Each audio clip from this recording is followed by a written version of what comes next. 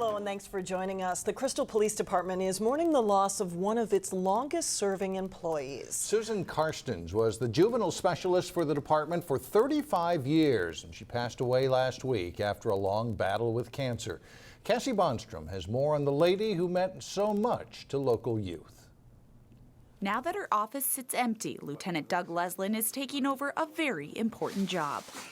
She told me to fill it till it's gone. The candy jar that Susan Carstens filled for 35 years, a way to entice colleagues to stop and chat, will never go empty. She was just so well liked, and her work ethic is second to none. Filling the candy jar is just one way the Crystal Police Department is honoring Carstens, a civilian employee who spent more than 3 decades helping troubled youth in the city, connecting them with resources and steering them away from the court system. I just can't imagine how many people in the community she's helped. Resident Shawn Smith was one of the teens who Carstens helped after he committed some petty crimes like shoplifting in the late 80s and early 90s. So she was my first interaction with a police department. Years ago, he was also caught throwing a party while his parents were out of town. Instead of arresting all my friends and arresting me for providing alcohol to all my friends, instead she, told me about the liability that my parents have, the liability that if something would have happened at my house or my parents' house and somebody got injured.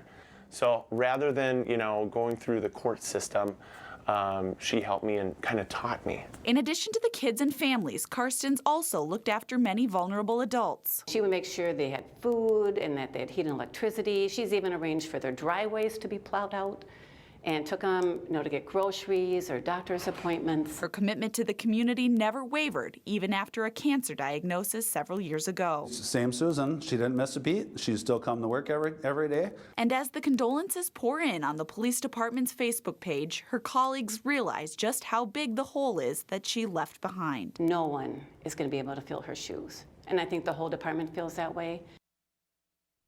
The funeral for Carstens is Wednesday at 12:30 at the Plymouth Congregational Church. It is open to the public. And Mike and Alex, it's nice to see other departments stepping up in a time of need. The New Hope and the Robbinsdale Police Departments, they are going to cover the city tomorrow so that all of the Crystal officers can attend her funeral. Great gesture. Thanks a lot, Cassie.